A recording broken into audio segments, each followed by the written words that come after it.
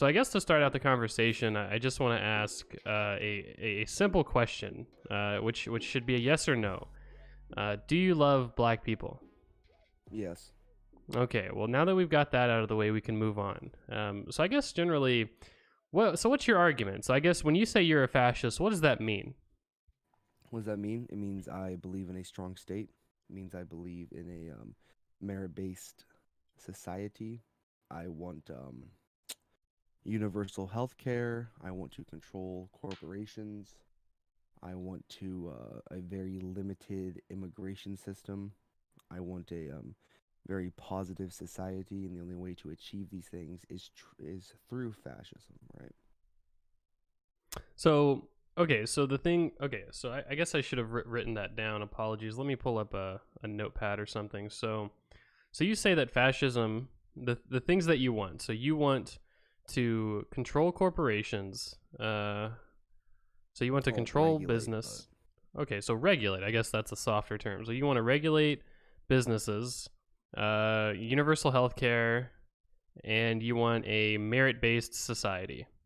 yeah, Okay, the so best way to achieve a merit-based society is like a guild system or corporatism. um, okay, okay, so I don't agree with this generally. I think that my first point would be that all of the things that you mention, I think could fairly obviously be achieved in other systems. Now, you might say that the best way would be corporatism, or sort of a fascist style economic system where the fascist sort of elite collaborate with the corporate interests in order to essentially produce things in the interests of the state. But I disagree with this. I mean, it seems like what would be best, reflective of a merit-based system would rather be, Well, what is a yeah. state? Well, just to finish the point, to me, I think that the best system to achieve this in terms of universal healthcare, a merit-based system regulating business would not be a fascist system, but rather a system that's directly accountable to the people in the form of a democracy, and either a system of, honestly, either market socialism or just private enterprise where people can uh, compete in an open market. That would be my alternative to your system. Okay, open market. All right, I have a question. Yeah. So we can see, right, with the current system, um, and how open and free the market is, that it's very easy for an oligarchy to form, where the top 1% of the nation continuously undermines the actual collective of the nation. So in this open and free market, we see that the corporate elite are just going to control the means of media, control the means of, hey, to use this term, control the means of production, right? And just create more impoverished people, right?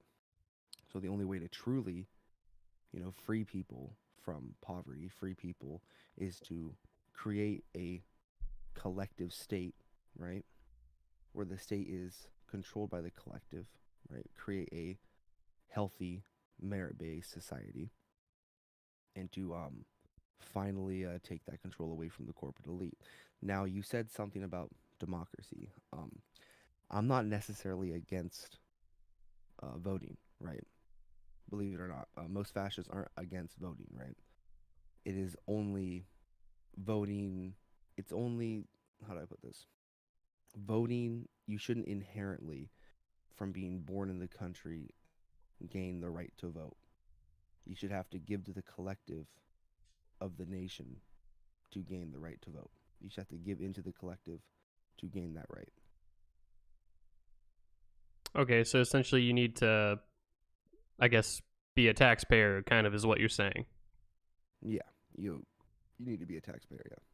Right. Okay. So, um, that makes sense. So, I think the problem with what you're describing is you don't really honestly seem to be describing fascism. It Well, seems no, I like, actually am 100%.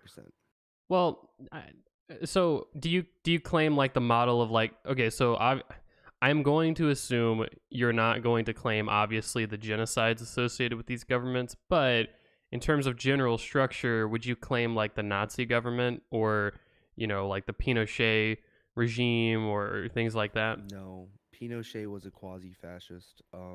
National. So I'm not a Nazi. National Socialist Germany.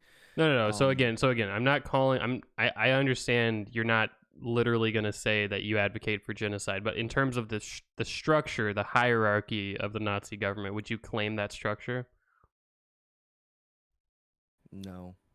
Okay, why not? In terms of governing structure, what's the difference between you and the Nazi Germany? Nazi Germany was racial. Okay, so okay, so Bumpkin, I get that. I'm saying like if you subtract out all of the racism and the genocide from the You can't do Nazi, that with National Socialism.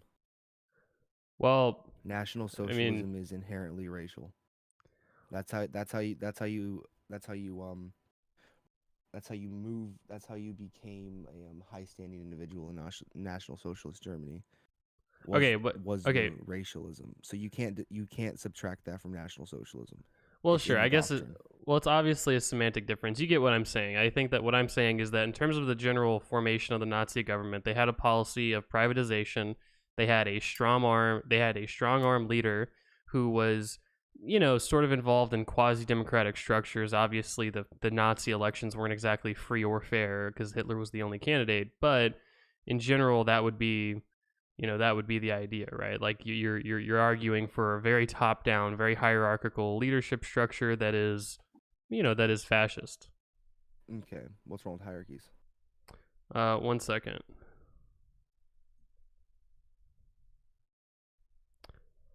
um right, so I'm not saying there's anything wrong with hierarchies. I'm just trying to nail you down on what actually the structure of your government would be, because when you say things like, I want a collective state that heavily regulates the corporate class, right? It sounds like you're arguing for essentially like vanguardism. You're arguing for essentially what I would describe as like a Maoist state, right?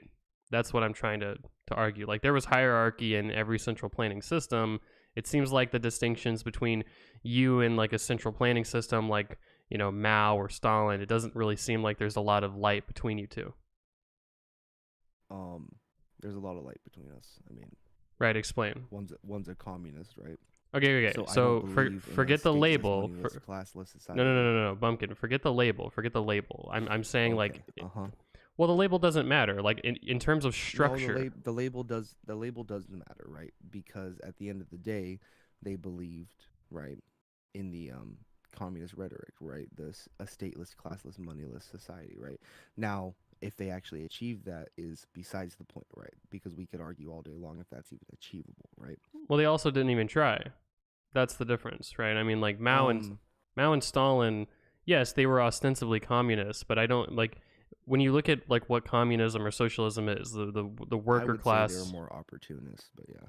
Right, exactly. And what I'm saying is that opportunism led to them forming fascist states, right? That, they had a hierarchical system that was heavily, heavily regulated, very, very, corporate, No, they weren't corporate control. fascists though. Okay, well, for instance, take the modern communist state, right? Which is, I would say, relatively a fascist state. They have essentially an economic system that's not different from what you describe, where the government has a strong What are you influence talking on the about? China? I'm talking about modern China, where the government has a strong influence on the corporate They're not class in the form of sorry. owning equity They're in the they're business. not And communists and they're not fascists. so, what makes modern China not fascist, in your opinion? They have no absolute care for their people whatsoever. Okay, so I They they think don't that actually have they don't actually have a true collective. how do you They how do you they create a just system? throw their people. How do you create a Huh? system where how do you create a system in fascism that is actually truly representative of the people? Merit-based system Right. So I would say where that you have where the people, right, that actually work in the system and move up the corporate ladder actually control the areas that they live in. okay. So what would this system do about inequality? Inequality. Right. So obviously, in a system where There you've got the there is corporate. no inequality. You're all American. Okay, so I don't think you're getting what I'm saying. So I'm talking about economic inequality, not like social inequality. So, obviously they can play off of each other, but in the system where you're talking about like pure merit, where the corporate class just raises interest and says that you go There through is the no ranks. interest. Okay, so I think you're playing a really semantical game here. So like when I say interest, I'm just talking about generally like the merit-based system that you describe, you go up through the corporate ranks, and then you control essentially the means of production in combination with the government, right? I mean, this is what you're describing. How does this system affect income inequality and economic inequality? Um, it can affect it in many ways. Um, So, right, go on. I Yeah. mean, I mean, for instance, the okay, let's give a hypothetical situation, right?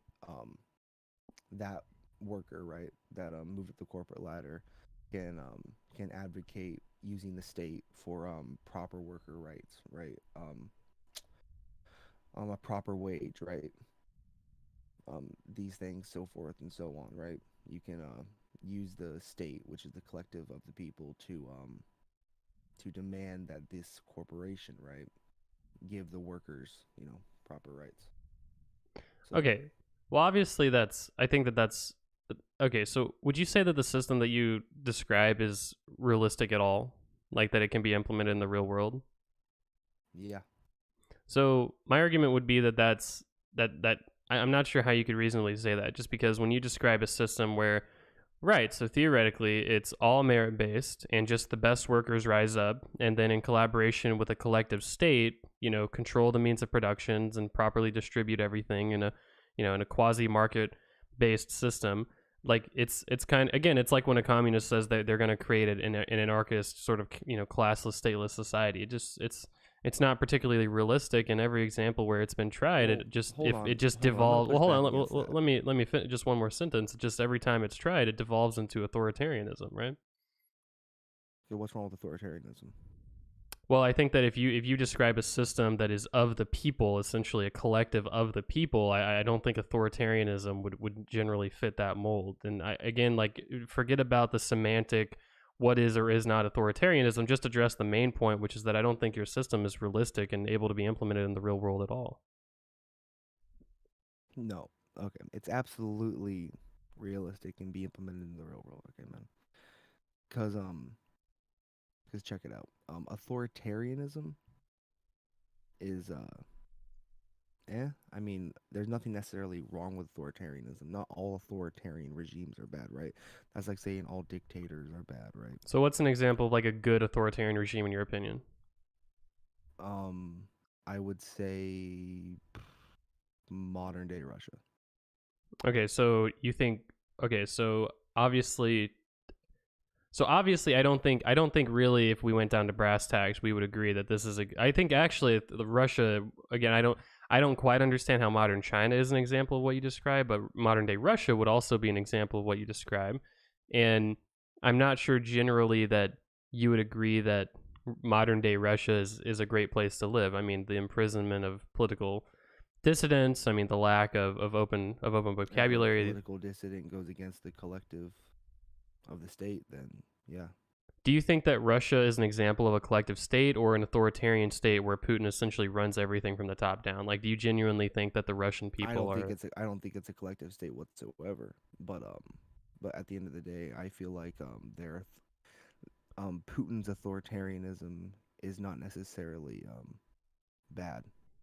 Well, I guess it depends on what you mean by bad. Like when I see a leader ruling from the top down, stealing wealth from his nation and then imprisoning political dissidents, I would say that that's bad. This is a state that I How is he wouldn't want to stealing live wealth in. from his nation?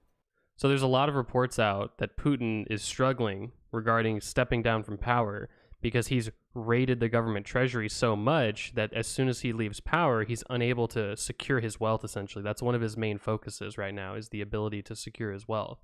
You And got a source on that? well, I'm not gonna. So I can look it up, but just for the purpose of the conversation, I think that generally we can. I'm not gonna ask you for a source, but I can look it up for you if you want. But in general, though, That's that fine.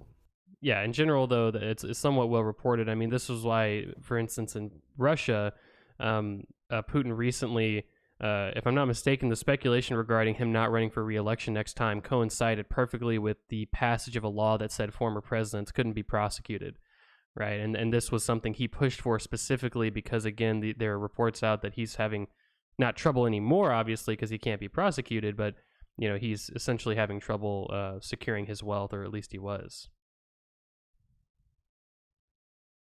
Okay. So again, the Um, overarching point is that like I'm just not sure there's really a great example of an authoritarian government that anyone would would truly want to live in, right? I mean, if you had the option to live anywhere, I'm not sure you'd pick any of the authoritarian states in the history of the world. Caesar, Rome.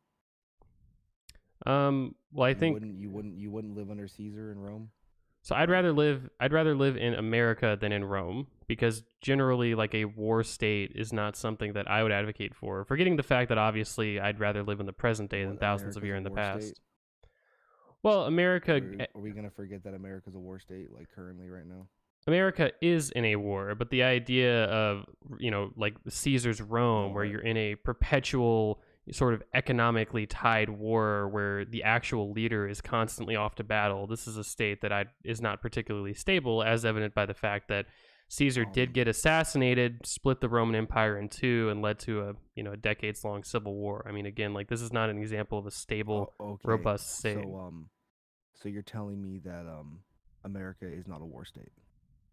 So well, I wouldn't no, I don't think the bulk of our economy is reliant on war. I think that that's a part of our economy, but I don't think if you No, looked at like it's highly what percent of our economy yearly dependent. do you think is based on war?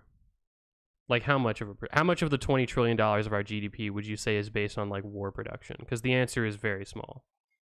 Very small. Right, it's you're like half of our economy is That's not based that's on war, and it's just, I mean, that's kind of weird considering you know the military's privatized, the military is which not gives literally an privatized. incentive. What are you Yeah, talking about? yes. Yes it is. We don't It have gives a an incentive. we have a federal centralized force. Every single person in the military is a government employee, right? Like there's some private contractors, there's private defense contracting companies, there's Okay. paramilitary groups, but this is a very small percentage of the actual force of the United States. So where does the military get their gear from? So part of it is from, like I said, the private defense contracting companies, but then another big part of it is the fact that the Department of Defense and the Pentagon does a lot of their own research as well. I mean, it's a partnership. It's private companies. So I understand that some portion of their weapons are from private companies, but again, I don't think It's a that. good portion. It So I don't think incentivizes war. so I don't think that you know the percentage. What I'm saying is that I don't think reasonably, if you had to pick between living in present day America and, you know, I don't, Caesar's Rome, I'm not sure that you would really pick living in Caesar's Rome because of the associated conflict and conscription policies that they had there. I mean, that's really my point, is that, authoritarian systems are inherently unstable. They're not, they're not particularly They're representative of the. inherently unstable compared to democracy. Really? Yeah, for sure. I mean, one example of what you describe is seen in Latin America, for instance, that in Latin America, when polled, the people of Latin America in around the 1980s or 90s, they actually did have a preference for anti democratic governments because they viewed them as inherently unstable. But when you take a long view, right, you take a view across, all of the history of governments across the world, democracies are much more stable and robust, and the most robust governments that we have are democracies. These No, are the most democracy stable is two wolves governments. and a sheep deciding what to have for dinner. Well, I think that I could also say the same thing about a quote unquote collectively organized state in the interests of the people. You're never going to have a state where every single person is perfectly represented. You're going to have some sort of a social Okay, contract that people buy into. but it's better than only half of the nation being represented, like we have in current modern day American democracy. So Every but 4 years, only half of the nation is actually represented, and then the next 4 years, only half the nation is represented.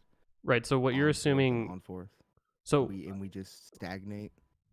right. So what you're assuming is, number one, that the U.S. is the only democratic system in the world. There's obviously a lot of other examples where you can move a lot I more in systems, I but could really care less about any other place besides America, because that's my main goal is America. well, right. But if you're making an argument that democracy is inherently unstable, well, then obviously there's a shitload of other examples of stable democracies, including the Democ- U.S. democracy is unstable. Sorry, yeah, unstable in the U.S. We can see this because we're literally on the brink of a civil war right now under political grounds. So we're not on the brink of a civil war. There's not really a good Really? case for Okay. that. Well, you say you think really okay is a great response. Like, make the case that the U.S. is anywhere close to an 1865 civil war. Like, make that case, because I don't think you No, can make a no, not strong an case for that. 1865 civil war, not at all. But like a modern interpretation of a civil war, right? Okay, so when you say civil So war, you don't armed mean conflict like amongst on political grounds. For instance, right, you have the conservatives, right, the GOP, that is pretty much committing suicide, but you have a lot of angry working class people, right, that really don't care for the progressive policies, and then you have the progressives, right, that want to quote unquote progress the nation, right, with more social systems, more progressive policies, racial policies, um, constantly appealing to minority groups, on forth and so forth, right? And racial tensions have been not racial tensions, sorry, political tensions have been rising on the rise for the last 20 years. We can see this with they literally marched on Washington, right?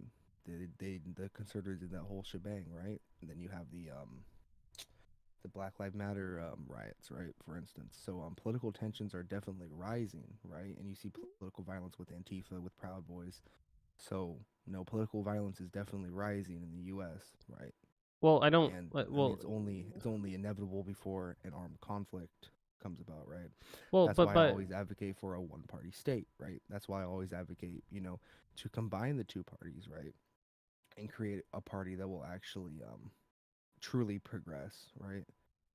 Well, the problem is that the one party state, with a combination of the Democrats and Republicans, would not be able to come to a resolution on their outcomes. Essentially, what you'd have in a state that you describe is essentially, bigger armor type diplomacy where the side with the most guns and the most coordination just wins and steamrolls the other side. I mean, the reality is that I think that the examples that you provide, right, the tens of millions of people participating in Black Lives Matter protests or the couple thousand people storming the Capitol, these are examples of the robustness of our system. The fact that our system wasn't at all systemically threatened in terms of structurally by these things, right? The fact that tens of millions of people can protest, the fact that we can, outlast even Donald Trump as a president that undermined a lot of our most, bedrock institutions, right? The fact that our system can withstand these things, that does, I think that's more a point in my column, the fact that our system is incredibly robust. We are not closer to a civil war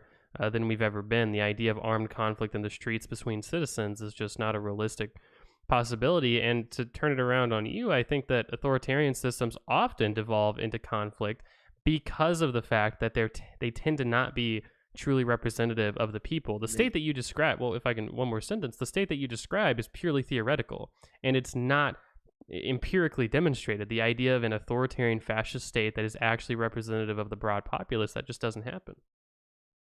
Has it never happened? So I'm not gonna say there. I can't think of an example of a truly benevolent dictator like you describe, or a benevolent authoritarian state. But maybe you can give me an example and we can talk about it. But yeah, I don't think generally that, it's sort of like it's sort of like market socialism or communism. It's like a neutrino where it exists for a small period of time, and only if you capture in that period of time can you actually observe it. Because typically, again, it's very unstable. In what way? How is it unstable? Because fascism is literally about unity and stability. So I'm quite baffled that you're saying it's unstable. Well, right, and communism is about a decentralized, moneyless, classless, stateless Um, society, right? And which is so, not achievable. We can both agree that's not achievable. So let's right, move but past what? communism. Well, no. The reason I'm comparing it to communism is because it's equally absurd, right? So, like, what I'm trying to point out is the idea that No, you're comparing it while to communism because you can't actually disenfranchise fascism. That's why. well, no, I've argued against fascism this entire time, but I keep bringing up the comparison because it is relevant. I mean, to talk about fascism's instability inherently is that when you look at a governing structure that's generally Right. hierarchical, The that's reason well, you keep bringing up communism and comparing it to fascism is because communism actually failed on a systematic level, where fascism failed because of an outer influence, right? right. That's So why it again, failed. you sound like every communist that's ever debated communism. Like, oh, the only reason communism has ever failed is because of external influences, the capitalist state that it topples it. Now, the reality is Well, number they're one. inherently wrong Well, because but Bumpkin, I'm communism gonna failed need to like. on a I mean, I need. system level. Well, I need to finish. You ask me questions. You say I'm not responding, but then you interrupt the answer. So I just need to. I need to answer the question, right? Which is number one. The reality is that if fascism can't stand up to external forces, that's an argument for my system of government, not yours. And number two, the reason that fascism is typically unstable internally is because when you institute a hierarchical system of corporatism where essentially an authoritarian type top-down state has to interact with corporate elite interests, there's always a give and take there. Number two, the broadest number of people are not generally represented by only corporate interests. That's why the most stable forms of government and democracy in the world are typically the forms of democracy where the people have direct influence on economic outcomes to an extent that you can still privately organize, but also to an extent where inequality doesn't get out of hand, because income inequality is really toxic for a society, not authoritarian governments, right? That's my argument for the internal structures of authoritarianism being problematic. Okay. So did Mussolini's fascism fail systematically? Yeah, I would say that any system that fails to stand up to exogenous pressure, in a broad sense, which typically authoritarian regimes are examples of this, tend to be examples of failures of systems, right? I mean, this is not Did a good did it is not a good did case for Gaddafi your fail system on of a government. systematic level? Gaddafi. Yeah, in the Middle East, Gaddafi's system. Right. So I think that, for instance, in your world, where a quote unquote fascist state is representative of the people, Gaddafi's Libya is an example where, yeah, no, of course it failed on a systematic level. His people literally, I think, beheaded him and stabbed him in the ass after executing him in the streets. I mean, this is not this is not an example of a government that was exactly representative of the broad populace, was it? Okay. So Same thing with Mussolini. I think Mussolini was hung. His body was hung in the streets on display. I mean, again, I don't think this was an example of a government that was truly by of the people. Americans. No, it was Italians. It wasn't the. It It wasn't wasn't. Italians. It was It, Americans. so you think the U.S. Army, like, they No, were the not the ones? U.S. Army. So you think a It bunch was of. about one. It was about 100, right?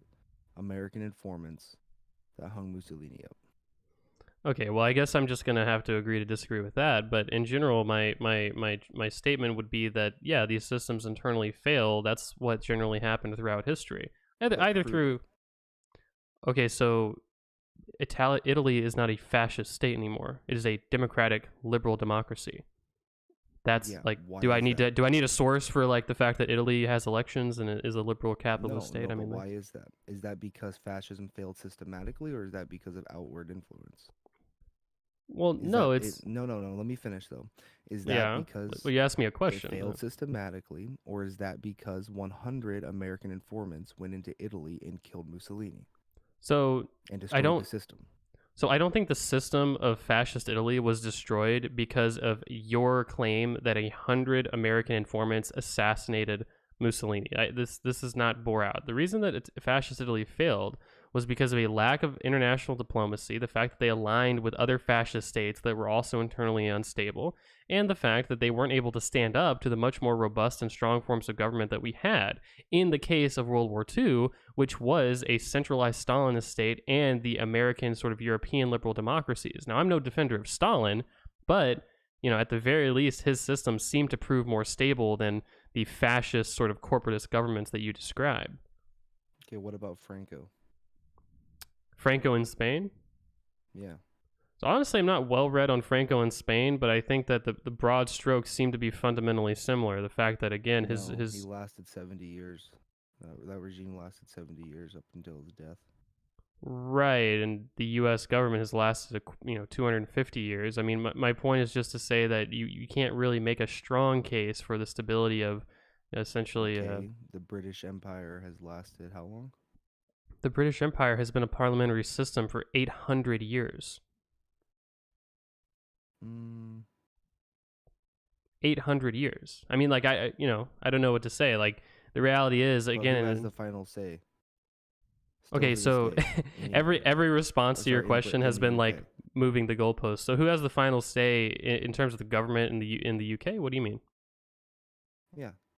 Have you ever actually looked at the powers the royal family still have, or the Um, queen, I should say, more specifically? Wait, are you gonna genuinely make the argument that the monarchy in the UK has a significant say They do. in? Yeah. Okay, no, they don't, and I'd love to hear you make that case. Yeah. No problem. Um, so she, the queen, right, still has significant influence, right, on No, no, the no. UK Hold on. politics, I right? don't give a shit And no, about not influence. I'm I'm going. talking about power. I'm What is not. the Listen, power? listen. Yeah, she can still militarize the troops. She can still say no to bills. She can still sign bills into practice. Um, and at the end of the day, she still has the final say. No, And she I can. doesn't. I'll post this. I'll even post a source on this. Yeah.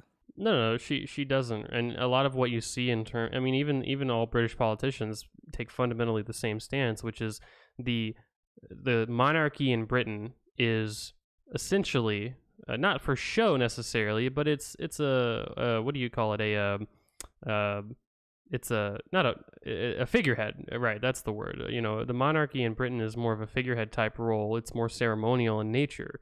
The truth and reality behind the British monarchy is that while it is the case that there has to be a Queen's speech delivered, the Queen's speech each year, which sets out the priorities for the government, is given to the Queen by the government. And guess what? She, word for word, verbatim, just repeats what the democratically elected government All gives right. her. Here's the queen's political powers: summoning slash Okay, no, no, no. suspending Respond to parliament. what I just said. No, no, no, no, no. Yeah, but I'm going okay, to well, prove this. let's go one by one. Okay, summoning and suspending parliament.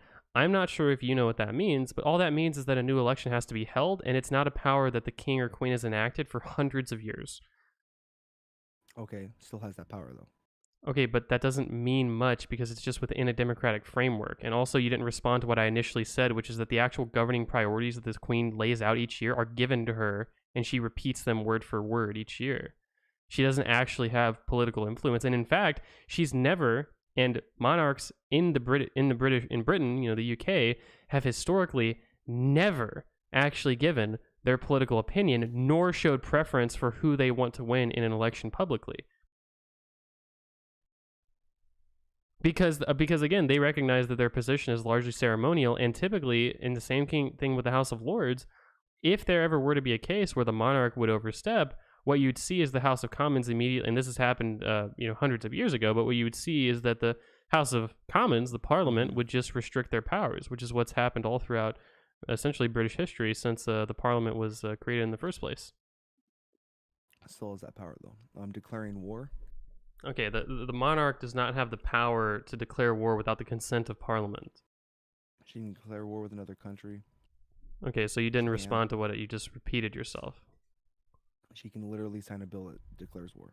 Right, so how does a bill become a law? Does it have to be passed through Parliament first? Because that's Yeah, what I'm talking about. but I'm pretty sure, just like how America works with executive orders, right? You know how a president has the right to declare war on a country. So the Um, president does not have the right to declare war. The Constitution is very clear about that. What you're talking about is the case of select drone strikes across nations or special force activity. This is not a war.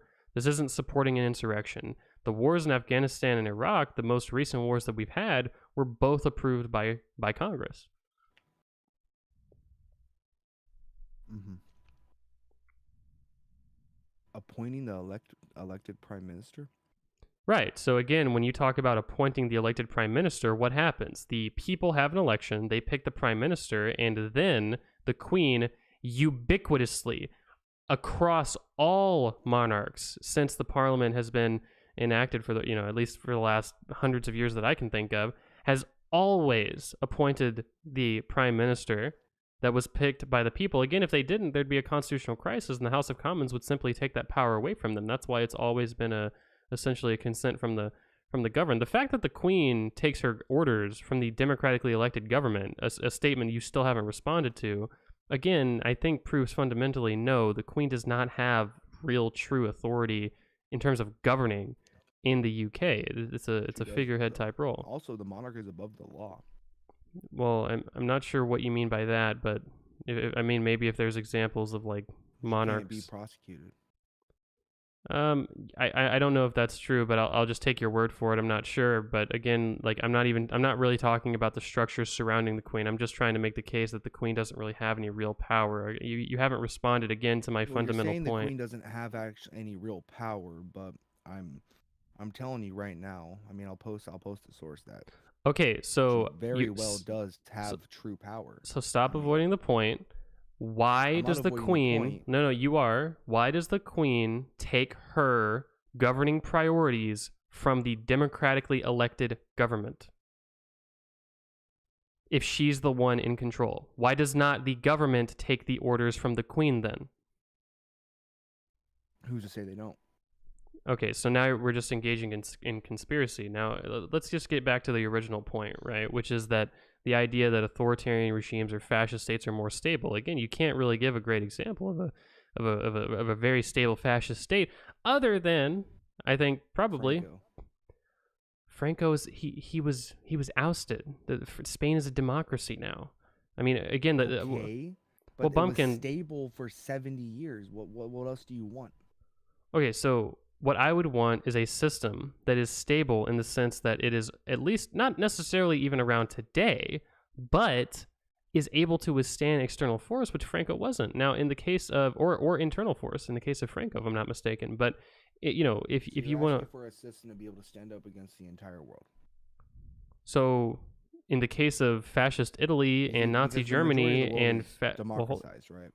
okay, so again, if the majority of the world is democratized, that's probably an example of my system being good and your system being bad. The fact that generally people prefer democracies and they tend to outlast authoritarian regimes. Now, what I was going to say Well, because in response to your go ahead. point is that Nazi Germany and fascist Italy and fascist Japan, they were allied together. It wasn't the entire world. And in fact, that war was relatively back and forth until the war economies of those states weren't able to keep up because they weren't able to produce enough munitions, and the internal structures that they had in play weren't able to outlast the external force of the democratic and liberal democracies that were fighting against them. And it seemed like, in terms of economic production, in terms of military strategy and organization, the liberal democracies that they were fighting against had a more robust regime, able to, for a longer period of time, actually outlast the war that they were engaged in.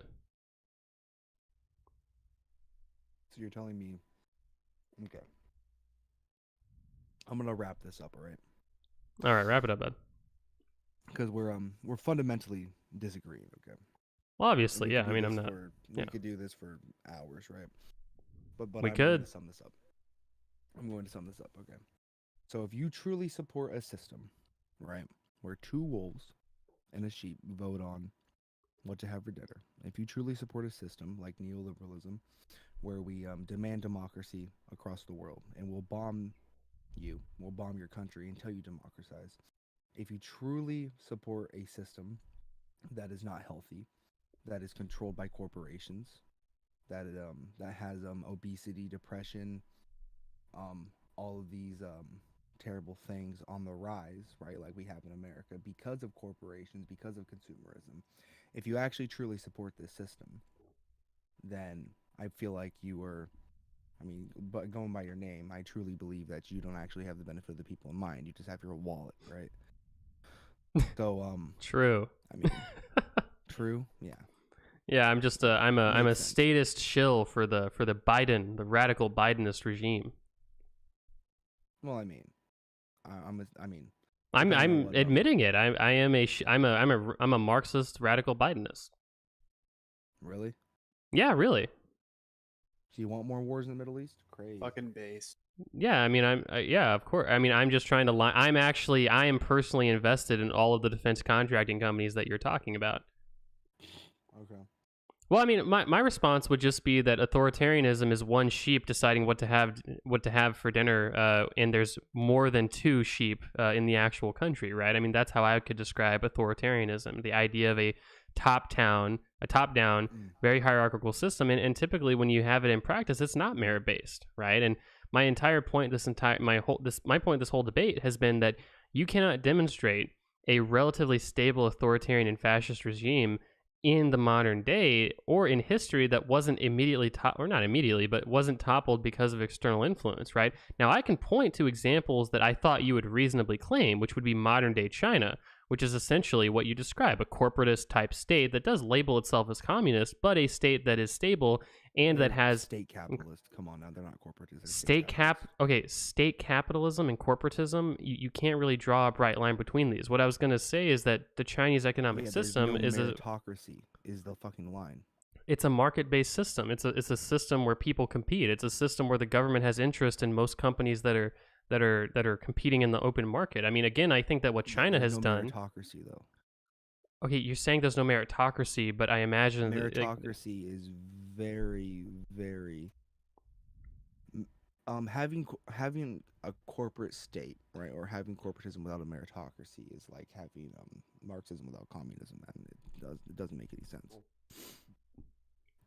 I mean, And you can see this, how unhealthy China's population actually is. That's why I didn't choose China, because China treats their citizens like garbage yeah, because they don't have any a pretty much merit-based every system. fascist and authoritarian state treats their citizens like garbage. That's my point. No, what are you talking about? That is completely false. Okay, What are you so talking about? do you, Did yeah, oh yeah, sure, Mussolini treated his people like shit. Uh-huh. Yeah, Hitler treated his people like shit. Uh-huh. I don't even like are going into those Hitler not, because I don't. Didn't yeah. didn't Hitler like genocide a group of his people at one point? I think I Well, remember that. hold on. Yeah, David, just stop it. But anyway, going on Yeah, from but that, fuck, here we go. Listen, man, I dude, don't like Hitler, okay? I don't like Hitler, yeah, I but to say understand. that I understand, but I didn't even mention but Hitler. You got internally triggered when I said that generally people are unhappy under authoritarian and fascist well, regimes. yeah, because that's just inherently wrong. No, no, no, no, no. You said that they don't care about their people, right? Under fascism, right? You could argue that with China, right? You could argue that with Stalin, right? But to say that Mussolini or the Falange or National Syndicalist of Chile didn't care about the collective of the people is just inherently false, man.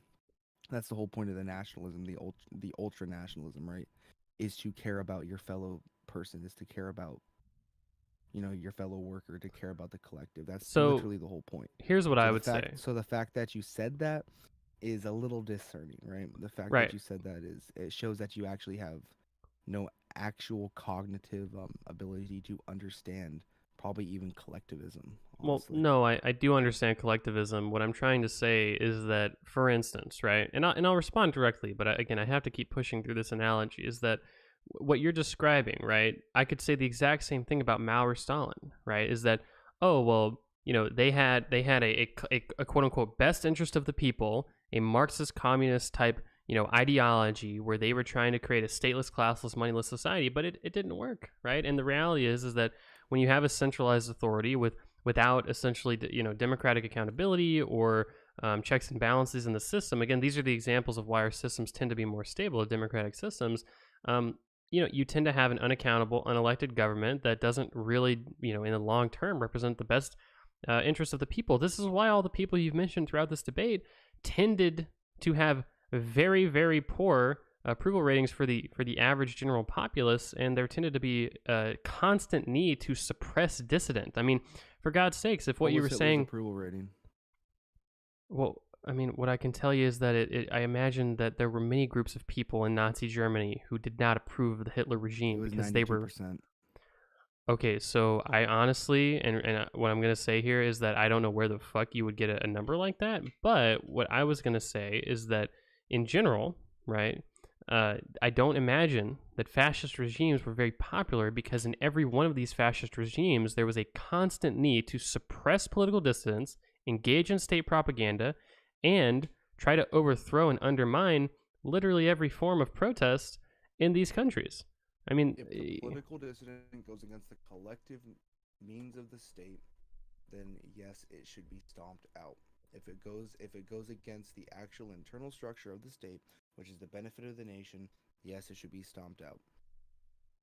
Well, I mean, like what groups are you what groups are you talking about? I mean, when you every For instance, if someone in the United States went to Iran, for instance, I believe we yeah, we don't think highly of Iran right now. Yeah, went to Syria, right? Went to Syria. Okay, that's a better example. And gave them okay. information on America.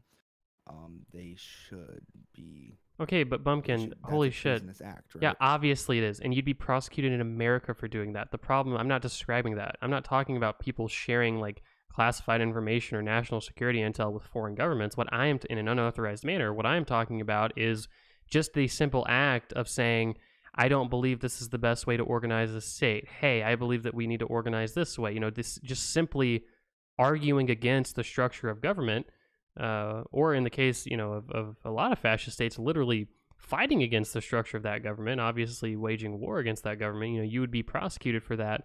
And typically, what the reason, again, authoritarian and fascist states are Because you're unstable going is against the collective means of the people. right. But And Bumpkin, that I doesn't can just that keep doesn't mean redoing this anything. over and over again. But you haven't. Yes, it does. But You're the going problem. against the collective. Okay, an authoritarian state is definitionally not a collective. It is a group of people that generally have top down authority over the goings on of the state. Now for instance, right, you might say that, hey, the best system is an authoritarian system with a benevolent, collectively minded leader that genuinely has an ear to the ground and does what the will, quote unquote, of the people is. Now, that's great. That's great on paper. Even George Bush said the job would be easier if he was an emperor, right? But the problem is that just does not tend to be the case whenever we see fascist authoritarian governments. Again, you're talking about a theoretical state of government that has never been shown to exist and has always, well, hold on, and has always devolved into authoritarianism, top-downism, and not necessarily with the best interests of the people in the state. There's oftentimes a lot of corruption in these states for that reason. I mean, and again, you haven't really responded to the idea of hierarchies. Okay, Bumpkin, how the fuck you keep saying did what I top just down. You keep saying top down. No, hold on.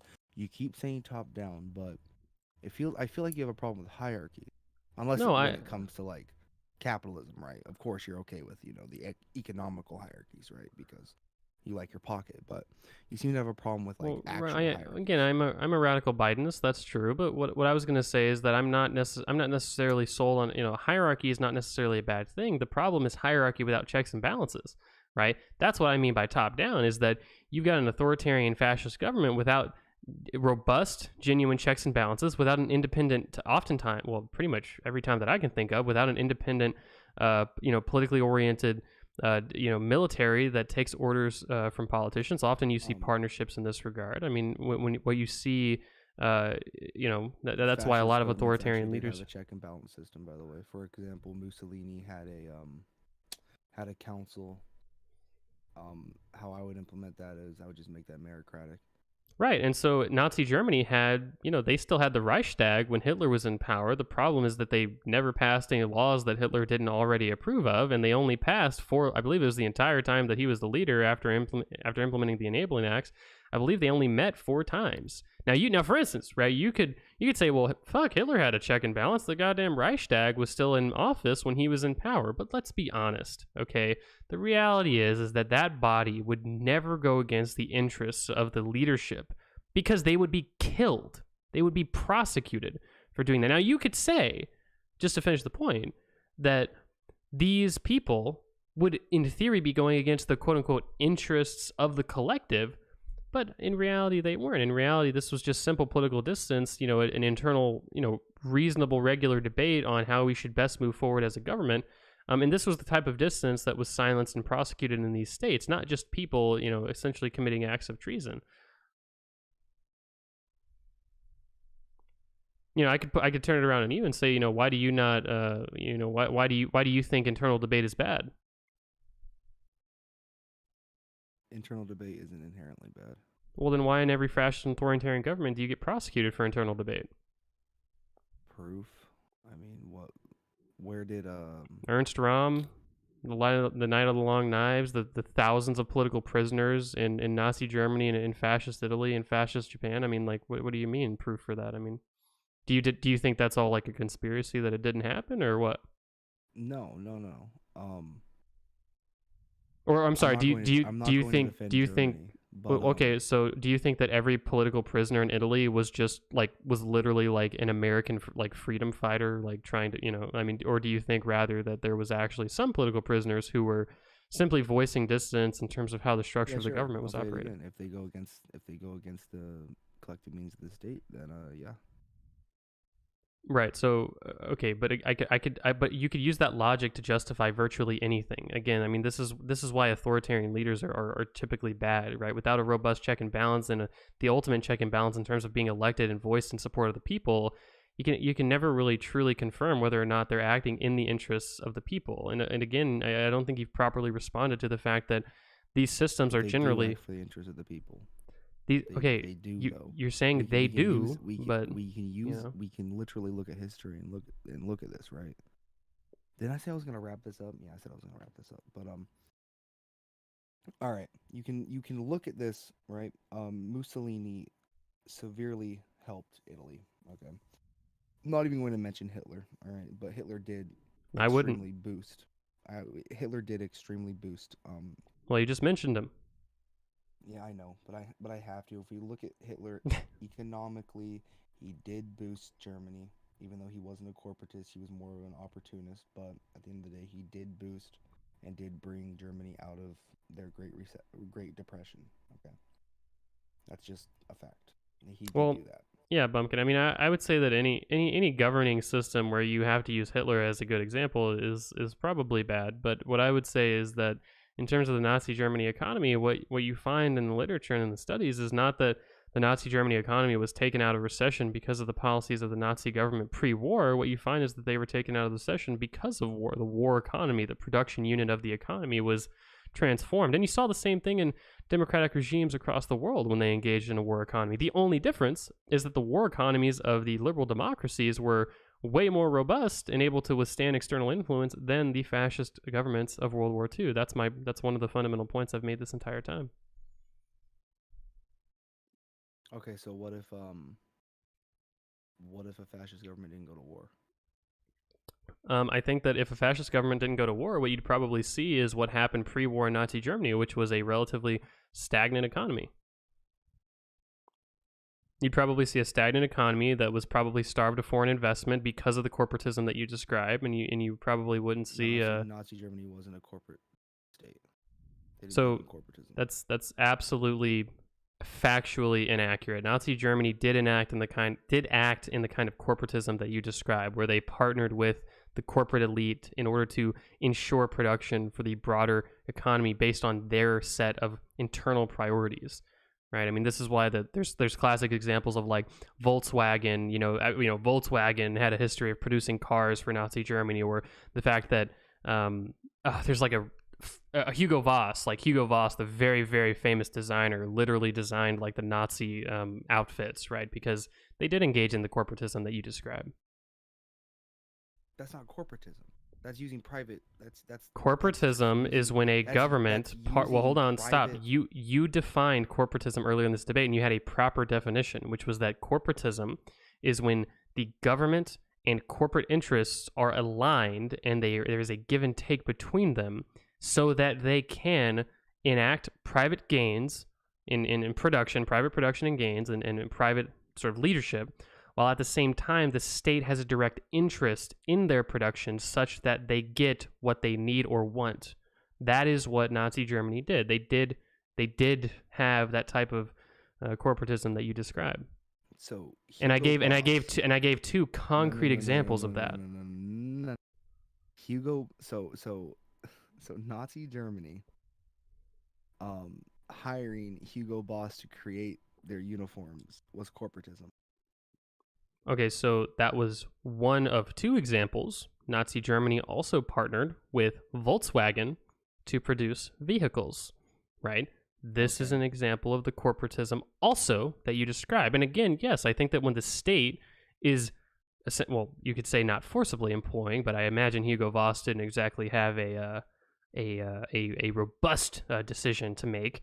But when the state is employing famous and well-known designers to design their uniforms, as similar to when the state might collaborate with corporate interests to create cars or munitions, yeah, that's an example of corporatism. You might think it's absurd, but it is. That is absolutely. Well, Alright, sure. Well, so discount that aside, example, address the Volkswagen example then. I mean, the Volkswagen. yeah, sure. Sure. That at that one instance, sure, that was corporatism, I guess.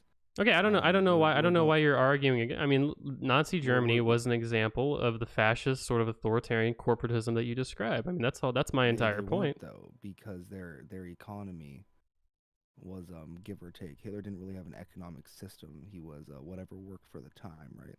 If he needed to privatize industries, he'd privatize industries. If he needed to You know what? It's nationalize actually industries, he would nationalize industries. Like, you it's can see this. it's actually great that you He say that. literally said himself that he did not have a economic system. Well, the Nazi Party did have an economic manifesto, and it was typically a privatization preference for them. But it's interesting that you say that Hitler's ideology was relatively fluid, because one of the hardest parts about studying fascism throughout history is that typically the fascist sort of ideology is very liquid and based on the environment that surrounds them. Like Spain's fascism is always going to be somewhat different than not the Nazi fascism, than Latin American fascism, right? Because it's a product of its environment more so than an actual structured sort of ideology, like say capitalism or socialism, right? But what aligns them is the fact that they're incredibly unstable, typically unpopular, and they're not able to stand up to external influence. I'll give you the latter one. Well, I mean, if you give me the latter one, then I'm not sure why you'd argue for a government that's unable to stand up to foreign influence. I mean, I would say that a government, like if I'm a citizen and I'm picking, like, what government do I want to live in? Do I want to live in a government that's unable to withstand external pressure, or do I want to live in a government that is? Now, forgetting the fact that I'd rather live in a government where I have a democratic say in what goes on, I would much rather live in a system that is, Why do you want a democratic say? generally free and fair. Why do I want a democratic system? Yeah. Yeah, because it's more stable, and I think generally when people have input in government, you get better outcomes. Like What do you mean, like what? What do you mean? better outcomes? You think the modern day America is a better outcome? Oh no, I think modern day America has a lot of structural problems, but the reality is that I don't think modern day America would be made better living under a fascist authoritarian state. The second reality is that I think that when you look at other democracies across time and across the world, you find very stable and robust democratic regimes that are very representative of the people's interests. And I think that moving towards that is a much better sort of policy prescription than moving towards, fascism or authoritarianism. So yeah, no. so That's a great argument. So wait. So you're telling me you can sleep perfectly well at night being a what did you say, a Bidenist? I'm guessing. Hold on. So it's about I'm a Marxist radical Bidenist. Please get it right. Okay, no problem. Yeah, a Marxist radical Bidenist. So you're telling me that you can sleep perfectly fine at night, knowing that the next 4 years we're going to be bombing brown children in the. Oh, no, not at all. I mean, I'm not in favor of bombing brown children in the Middle East. My wife is Pakistani, for God's sakes. I mean, I don't support that. But what I can tell you is that a system that is robust, filled with checks and balances, does typically lead to better outcomes. For instance, in the last week, Democrat. Well, if I can finish. In the last week, Biden has announced that he's ended the support in Yemen. He's ended arms deals to Saudi Arabia, and these are things that are positive that scale down the war economy. How's the American oil industry doing though? Well, the American oil industry is like in tatters right now. What are you talking about? Oh, why though? Because of a price war between Saudi Arabia and Russia, two authoritarian regimes. No, 2 days into Biden's presidency, he completely killed the oil industry. No, that's not true at all. Like, the executive order that Biden signed did not kill the oil industry. The price war between Saudi Arabia and Russia is what structurally shifted the oil industry back in, I think it was February.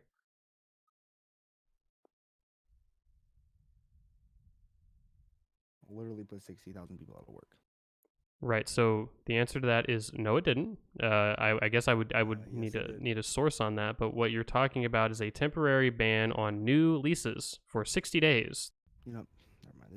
this is semantics. Well, I mean, it Alright. just goes to the broader point that you can't really point out a really huge structural problem in democracy that can't be reformed without the system internally. I mean, that's the great part about democracy is that the system has internal checks and balances and external checks and balances in the form of the people where people can vote in change. Have they though? Yeah, they have. I just gave you two concrete examples where Biden ended the war in Yemen, or he ended the support of the war in Yemen, and he Was scaled that down done? and essentially. Was that done with executive orders or democracy? Well, Biden was elected to do those things. He ran on a platform of scaling down those things, and he did. People elected him, and he did them. That's an So how do you example of think that would have democracy. went if Hold on, everyone that's an voted on those example. executive That orders? is an example of democracy working, not It's an democracy example of failing. a representative republic, but Well, yeah, but a how? democratic structure that we all voted in. Okay. So how do you think those would have went if everyone voted on those executive? Well, I think generally, if people voted on scaling down, the arms sales to Saudi Arabia and ending support for the war on Yemen, people would support that. Americans at present day are not particularly, they don't particularly have an appetite for, uh, they don't particularly have an appetite for war. I mean, that was one of the main things that Trump ran on, Yeah, and but I mean, Congress doesn't actually represent the people, right? So well, I how mean, it would have went Congress was is directly elected by the people. the huge warmongers in Congress. You know, the people that are in with the oil companies. They would have probably voted that down. Yeah, and that's on all Right, sides. That's on Democratic, Republican, on for. right. So the They would have problem, I shot it think, down. right. So the problem here is that what you're describing, I think, isn't really bore out. Like I don't, and also I don't think the system that you describe is really effective in resolving the issue that you No, describe. I mean, the real problem with democracy is it lets corporations run wild, and of course that benefits you, right? right. But So I don't think the it lets answer. Well, corporations hold on, run wild, and Bumpkin. no, I'm gonna finish. Well, It you're lets corporations run wild. There's no way to actually control or regulate these corporations, right? Because at the end of the day, corporate PACs are a thing. You pretty much corporate leaders can just pay off politicians, or not pay off politicians. They can with corporate PACs they can basically give them money, and then to ensure that when they are elected, they will speak in the benefit of that corporation, boosting their wealth. Right. This is so fundamentally the problem with democracy, because you talk about corruption, but then at the same time you completely ignore the corporate um fuck the I haven't ignored corporate it. I've directly addressed that issue. really. So how do you solve Yeah, that? yeah. So With what? democracy, electing the same people that are being outsourced by corporations, those corporate leaders, the top 1%. So what I would say is that the best solution for corporate influence in politics is not to perfectly entwine the interests of corporations and the government. And what I would say secondarily is that there are many examples of corporations being reined in across the world and in the United States. Now, if your question is it always the case that corporate interests always fail in democracy? No, because we do live in a democracy. People vote in representatives, and those representatives make the choices that they send them there to vote on. Are they influenced by corporate media? Of course they are. But the reality is that I'd rather live in a system that has a history of reigning in corporate influence, that has an ability to actually directly rein in corporate influence in the form of electing your representatives to do what they campaign on, than a system that If intertwines you the pick the interests two of, well, hold sides, on, right? stop. In a system that intertwines the No, interests of corporations and the government. no. If you pick the two sides, right? Because obviously a third party isn't an option in the United States at It's all. not really Just relevant to because they this don't. discussion, but No, it absolutely is. Absolutely is. Because the not two really. party system is a perfect representation of how corporations run our political system. So the two-party system was developed over many, like hundreds of years of different elections that we've had where third parties failed and voted against their best interests. Now, if you again are criticizing the two-party system, yeah, I mean, I love proportional representation. Big defender of ranked choice voting and proportional representation as a reform to our system, but again, using America as an example of why democracy fails, it's like number one, democracy hasn't fundamentally failed in America. Number two, there are corporate influences, but that doesn't mean you can't reform them. And number three, there's many, many examples of liberal democracies across the world that are very directly representative of the people because of those internal reforms that I would advocate for. And again, like what I would say in terms of direct response to that issue is that I would rather move towards those systems than a system that directly intertwines the interests of corporations and authoritarian government. All right. So I think we fundamentally disagree We even do. what corporatism is. We do. Well, I mean, we don't So disagree on what corporatism did is. you We just did you simply forget don't when I agree with said what the did you how forget to implement when it. I said the state is there to regulate corporations? Right, Forget that part. and did you forget where I said that the state already currently regulates corporations in democracies, and the fact that in authoritarian regimes you typically don't see necessarily a great regulation of those That's funny. corporations? Why are we not moving towards nuclear energy right now and moving away from fossil fuels? Right, that's actually a great topic. I mean, one of my main areas of study in school was energy policy. I can give you a great explanation for why we don't move towards nuclear energy.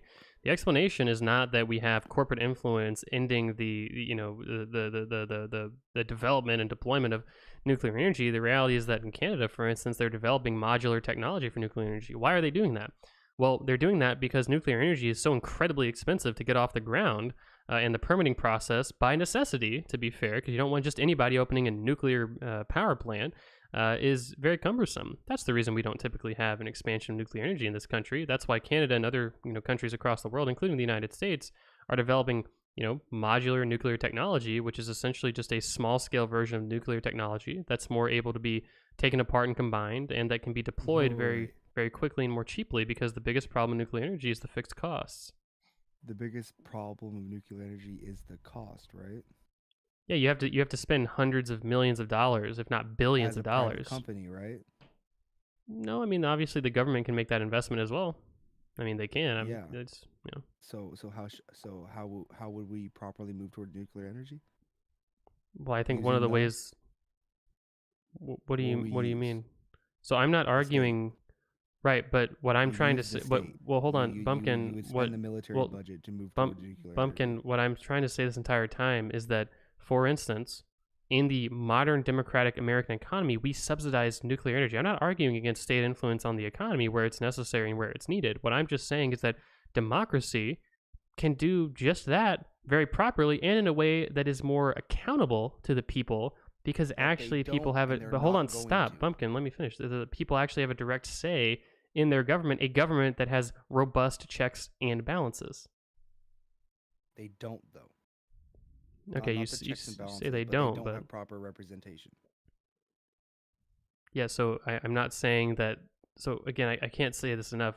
Corporate influence does happen in democratic regimes, but a system that intertwines corporations and the government, I don't imagine, and again, hasn't historically been the case, that these companies begin altruistically, developing all the technology that best serves the people perfectly. I mean, this is absurd. It's not been borne out in history. I mean, what you're describing again is a theoretical form of government that has actually never really been seen. The idea of a benevolent authoritarian leader that actually represents the will, quote unquote, of the people. This just hasn't been borne out. It's not happened. Franco, I'm going to say it again. Right. So Franco, if I'm not mistaken, he was overthrown. I mean, No, he was not overthrown. Okay, then what happened to? Well, I admit it. I'm not well read on Franco, but what happened to Franco then? Why is Spain a democracy today? Spain is a democracy today because Franco, right, one of his big mistakes was not ensuring the next leader of the country. That was one of Franco's biggest mistakes. I'll be willing to admit when someone makes okay. So not ensuring that his council, right, not ensuring the council, right, properly had a successor in mind, made it so when he died of old age, that liberal democracy could just move in and take the country, basically. Right, but again, it sounds like the people preferred that. But no, okay. Actually, people loved Franco. Actually, so why did they loved transition to a Franco democracy? because they didn't actually have a true successor to Right, Franco. but it sounds like there's a structural problem in your system where when you have a single sort of top-down centralized rule, that the transition of authority becomes incredibly, incredibly cumbersome. For instance, this is one of in the study of democratization, this is one of the main reasons why authoritarian and fascist regimes fail, is because of the transition of power being so incredibly dependent on the person who's currently in power, assuming, obviously wrongly, that they would never die. Right? I mean, this is a structural problem with your system that does not exist in democracy. Even in democracy, where leaders die. We have robust systems for replacing them. Wait, no. You think people think that they don't die? Hold on. Run Okay, that back to me. so yeah, so for instance, you take like Venezuela, like Hugo Chavez, right? It's very simple that his system fundamentally failed because one, he relied too much on oil, and two, he assumed that he would live long enough to properly secure a successor. Instead, they've got a bus driver leading Venezuela right now. Now, I don't think that that's a unfounded finding in the literature of democratization. The idea that the transition of these powers is another thing that makes them fundamentally unstable. Now, in the case of Franco, I mean, it seems like again you've only proven that there's another structural problem with your system that doesn't actually occur in the system that I advocate for, which is essentially just a liberal democracy. So that was a personal fallacy on Franco's part, not a structural fallacy. Do you know Well, the no, difference? it's structural in the sense that the literature, the study of democratization, has found this as a robust occurrence in authoritarian and fascist states. That the transition of power is often very cumbersome, it's very chaotic, and it's very unstable. It makes them very vulnerable not only to outside influence, but also to an internal failing of their state. No. Well, you say no, but that's literally what happened. And I mean, you just told the story of what happened with Franco. I do thank you for informing me of that. But the reality is, I mean, hey, they transitioned to a democracy because of apparently what you're describing is that. Well, hold on. Apparently, what you're well, hold on. Apparently, what you're describing is that. Stop being civil. The Well, reality is. well, hold on. The reality is what you're describing is that No, the people weren't. They didn't secure a leader. Democracy seekers are a bunch of corporate elite that will wait for someone to die and move in and leech off of those people like they're dollar signs. That's what the bottom line to it is, and they do this constantly. If democracy is so great, if democracy is so fucking great, why the fuck do we continue wars and try to democratize other countries? That's kind of weird. Yeah, we're gonna bring in the democracy in other countries with fucking bombs. That's crazy. That's crazy. It's idiotic. It's absolutely idiotic. Standing up for liberal democracy at this point is basically saying, yeah, I'm a warmonger problem. It's just I don't know how you sleep at night, man. I don't know how you sleep at night knowing that you advocate for a system, right, that lets obesity skyrocket, depression skyrocket, lets pharmaceutical companies completely fucking gouge its people, right? Well, you're going all over the place. All that I would say is that I've Bumpkin, you literally stand up for a system. Hold on, right, I'm trying to concede a point to you. I'm trying to care about its people. Right. So what I've already admitted that I'm deeply invested in the defense contract industry. I didn't reveal earlier that I'm also deeply invested in both the sugar and pharmaceutical industry as well. You're right, but what I would say is that it's crazy. I mean, you're right. I'm actually just a corporate shill. But what I would say generally is that, you know, if the people demand democracy and democracy replaces an authoritarian regime that wasn't able to properly secure a leader, like you described in the case of Franco, again, you haven't addressed the fact that that is another structural problem with the system that you described.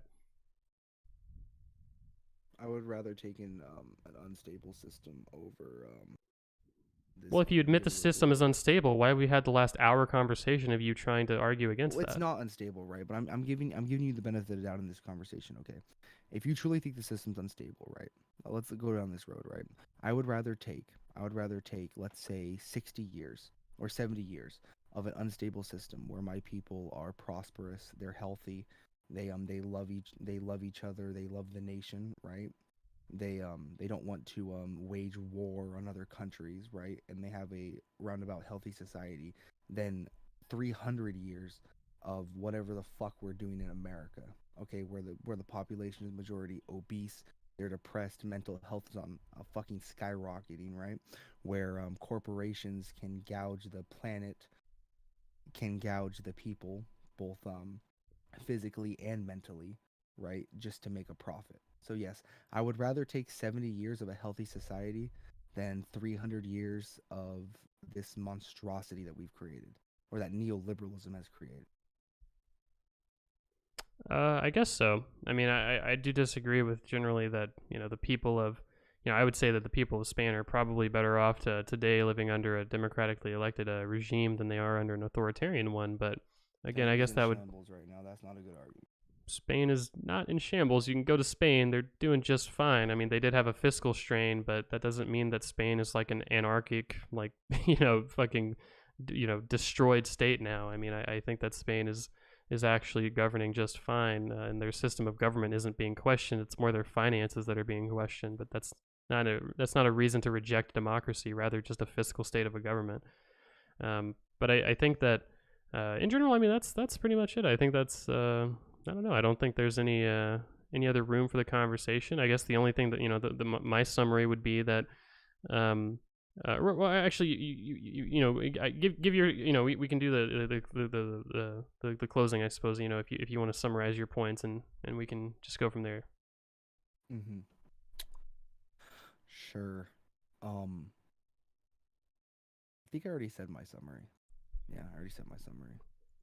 Okay, yeah. Well, all that I would say in summation would be that, in general, I think that the state that you describe, a fascist authoritarian state that is relatively benevolent and representative of the quote-unquote will of the people, is a theoretical state of governance that hasn't really been seen across time. Even if I grant you the example of Franco, that's one example where I've got hundreds of examples of stable democracies across the world and across time.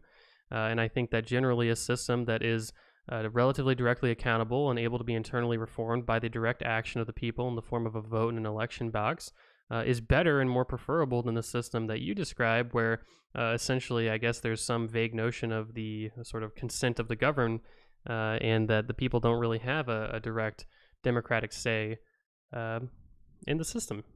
Okay, I lied. I got a summary. All right. Okay, go My for it, bad. bud. My bad. I'm sorry about that. You're okay. good. So once again, without being interrupted, once again, if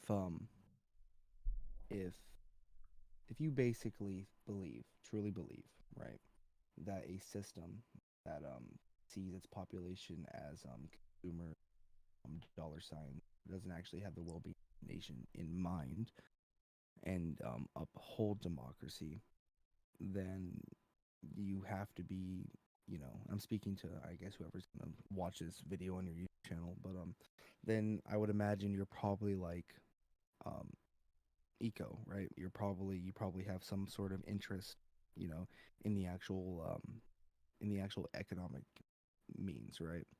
You have actually a pocket in it, right? But I imagine a world where you actually care about your fellow citizens, where we actually treat vets with respect. We actually have proper social programs. We actually have a system of action, right, and not a stagnant system like democracy, where nothing gets done. All right. Well, that's a good summary, I suppose. Good place to end it. And I'll go ahead and, I guess, stop the recording.